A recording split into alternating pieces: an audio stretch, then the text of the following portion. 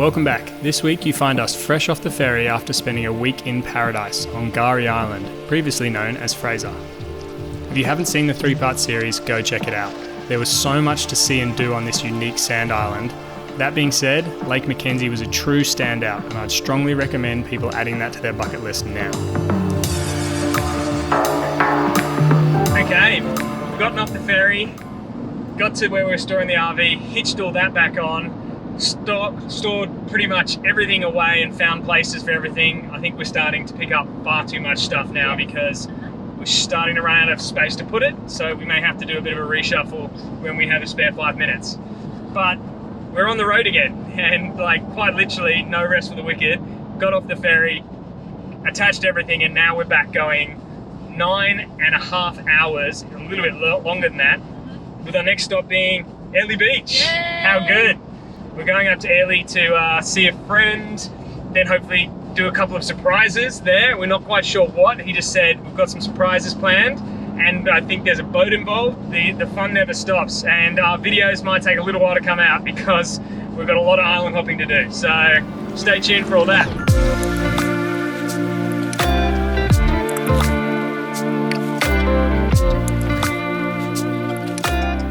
So last night, Dunc did a bloody awesome job. He drove for about 5, nearly 6 hours. And we stopped when we got tired, pulled in here at this rest area. Definitely parts on a slope, so we slept a bit funny last night. And we are up at the crack of dawn. Look at us getting up for sunrises.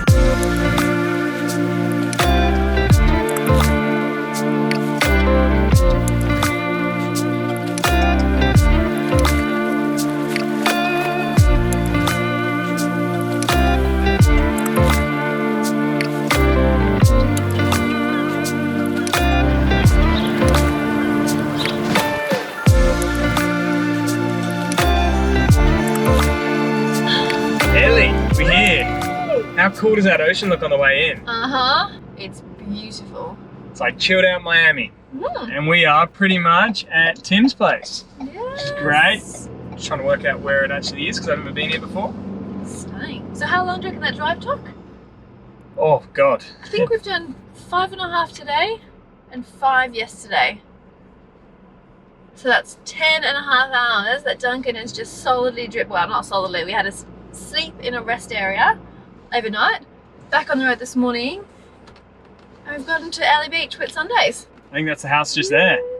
Excited to be in Airlie. It's so much warmer as well. It's only 9 hours up the road and it's so much warmer. So Tim said that we could pull in somewhere at the front here, and there's a second driveway, which I believe is this, that we can pull the caravan into. So yeah, maybe just up and over. I hope this is his place, otherwise I'm just pulling up. Did the door say 9? Yeah, it said number 9. Okay.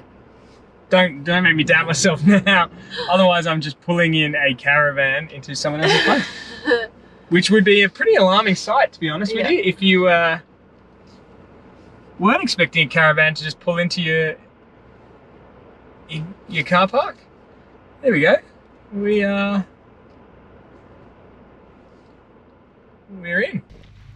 Come on, guard dog. Come on.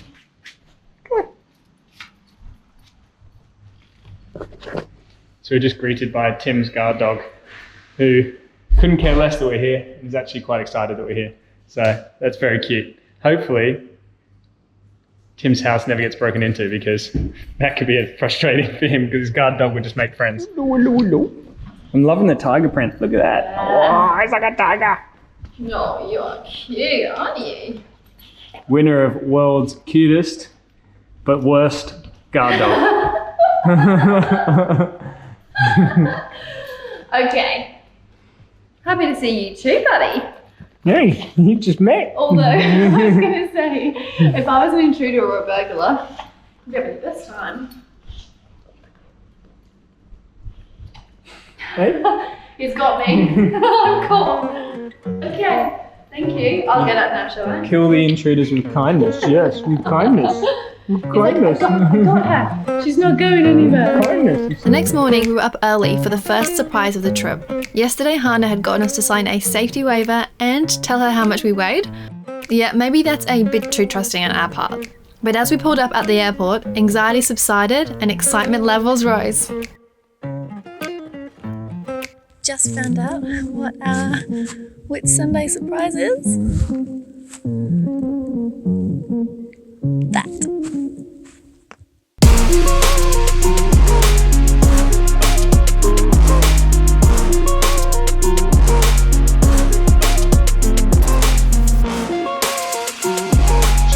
The aircraft by the music, like the flight jacket, I pulled the 2 red.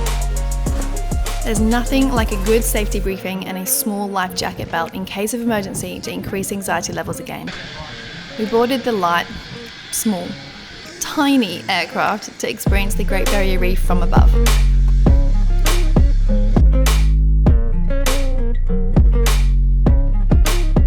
I'll let you in on a secret. A couple of us are feeling a little bit worse for wear after a few too many catch-up drinks last night. I won't name names, but let's see if you can guess. I hope we don't encounter any turbulence on the flight.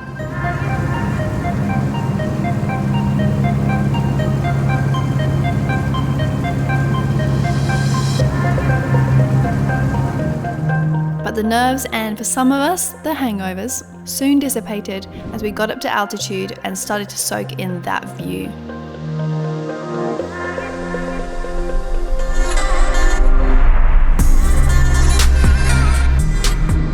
The Whitsundays is an archipelago of 74 tropical islands between the North Queensland coast and the Great Barrier Reef. Most of the islands are uninhabited and characterised by dense rainforests, hiking trails and white sandy beaches. However, a few, like Hamilton Island, are home to their very own runway and private hotels.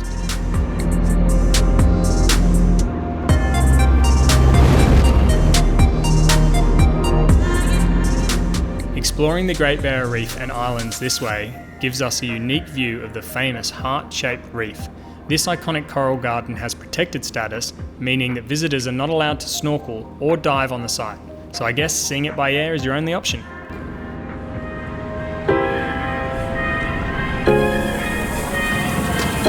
Back on land, we rounded off the day by hitting up a few choice spots, chosen by Tim.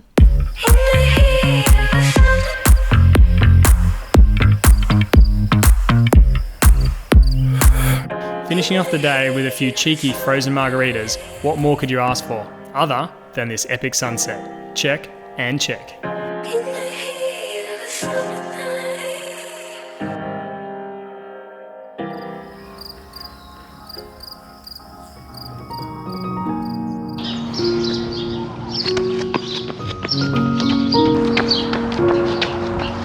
So with Dunc and I cruising up Queensland coast and pretty much island hopping for the last 10 days or so, our exercise routine has gone, just disappeared. So I came out this morning to get a quick run in before we start our next adventure. How does that saying go again? The best kind of boat is your best friend's boat? Guys, thank you once again for playing tour guide. We are feeling pretty damn lucky right about now.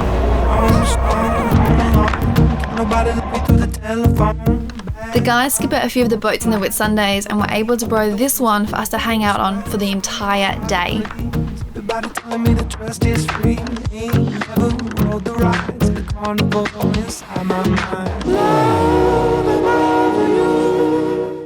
Leaving the mainland behind, we set a course for the first stop of the day, Whitsunday Island, which, if we climb to the top of its highest peak, should give us, and I quote from Tim, the best view of the Whitsundays ever.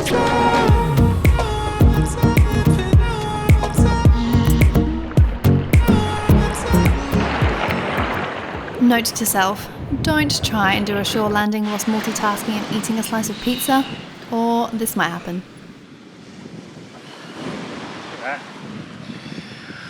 You. Shot bait. Given the state of Sophie's leg, kinda hoping she doesn't clock this sign, especially when we've got an afternoon planned swimming off the boat. Luckily for us, the boat had a first aid kit on board, so we patched up Sophie's leg and got on our way.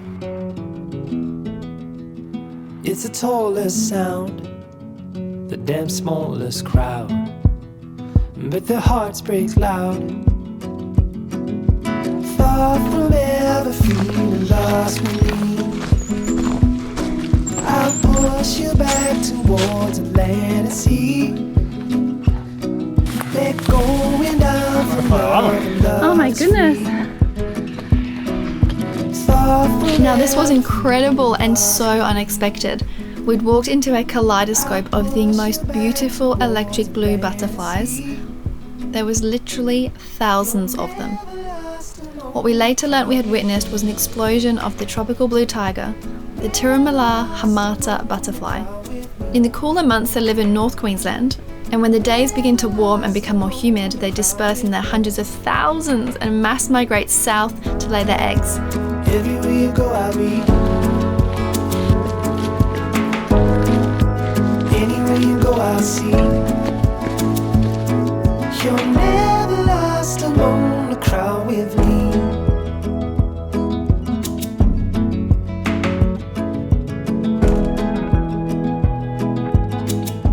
After hiking through the drier rainforest trails, we reached the base of Whitsunday's rocky cairn. Being shaded by the trees and the rock above meant the water running down the cairn had created this little oasis of moss and, dare I say it, ferns, which made a perfect spot to take a break out of the sun. It's the sharpest cry, the here goes bitter wide, with a desperate lie. Far from ever feeling lost with me,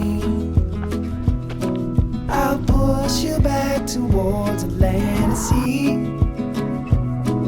They're going down for love and love. Now, this is where most adventurers stop and soak in the view. And damn, what a view it was. But Tim was quick to point out that this was not the best viewing spot, and instead, we were heading over there to climb that vertical piece of rock. Not gonna lie, really trusting the locals on this one. From here, the path kind of disappears, and it's more bush bashing than hiking. But if you circle the base of the rock to the other side, there's apparently a less vertical climbing option to get to the top. That being said, it's probably a good time to properly introduce you to our guides, Tim and Stevie, both brothers who I grew up with in the Southern Highlands. And I'm sure they won't mind me saying this, but they're both completely mad when it comes to all things outdoors. So I have a healthy amount of skepticism for what's to come.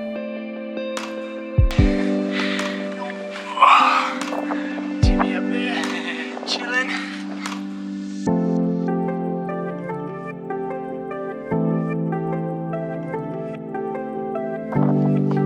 So get your right foot up, so you get your left knees. Want to get your right foot right on up there as high as you can. A bit higher.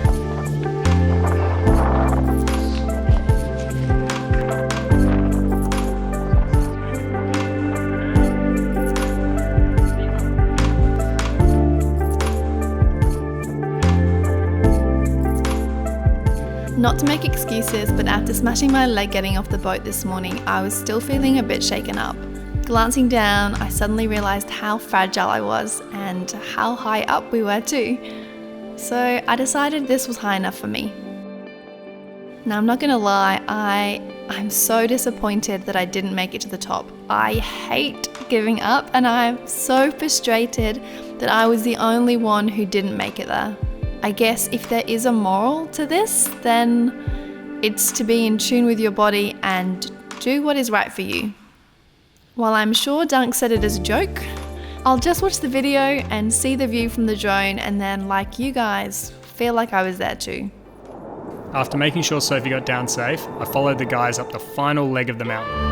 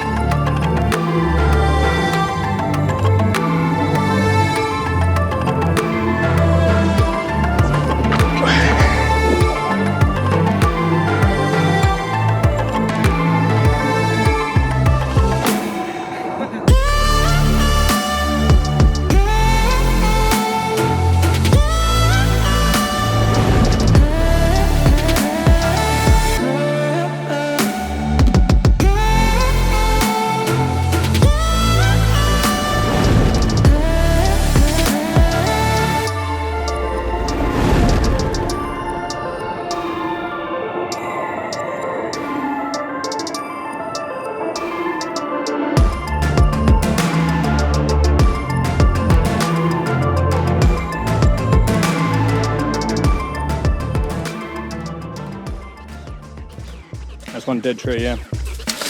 Oh, there's a gap there.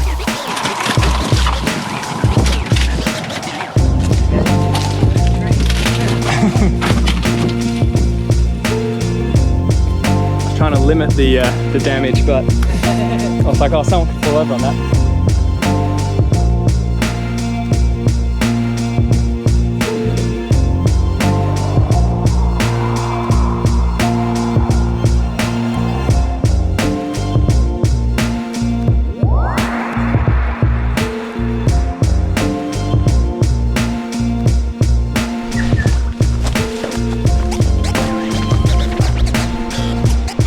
Made it.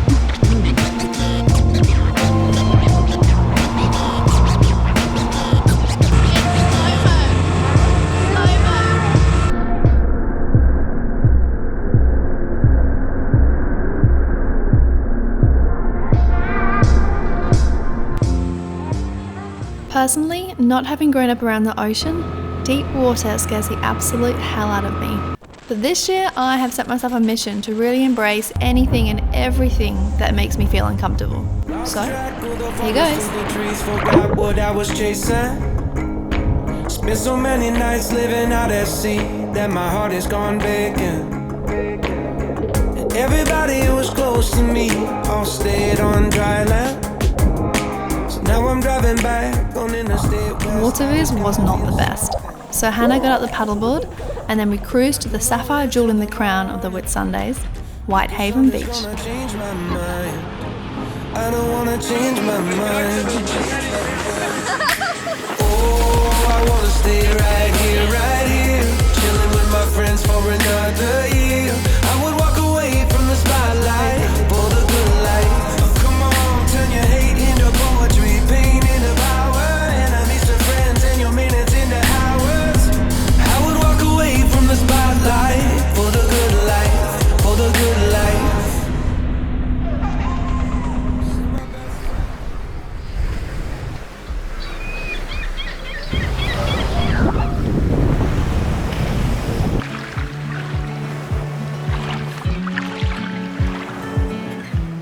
Now this place is paradise. It's my first time to the Whitsundays and the inlet is breathtaking. It's got this swirling mix of aqua and white, creating these dreamlike colours that really do have to be seen to be believed.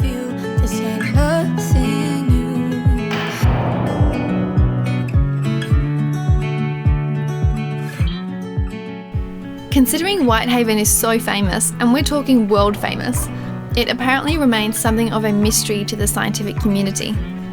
The pristine white beach consists of the purest silica sand in the world, 98.9% silica, whereas other beaches typically have about 95%. Interestingly, the other beaches in the Whitsundays don't have the same type of sand. Instead, you'll find coarser sand featuring broken shells and coral. So why is Whitehaven sand so different? It seems no one actually knows for sure. Geologists theorise that the sand drifted to the island from elsewhere, millions of years ago, eventually becoming trapped by the rocks and the headlands of the area. Over time and ice ages, fresh water leached the impurities from the land, leaving only the pure, fine white sand we see today.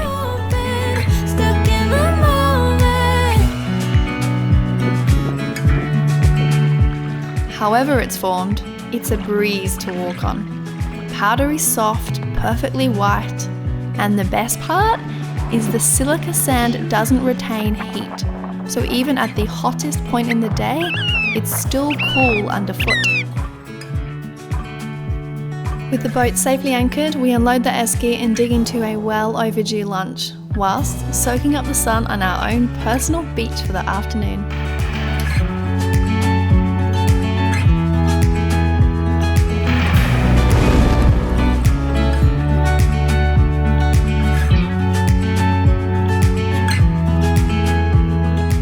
And here's a little bit of what we get up to next week on our very own deserted island. And the best bit, it's only $7 a night. As always, thanks for watching and we'll see you in the next episode.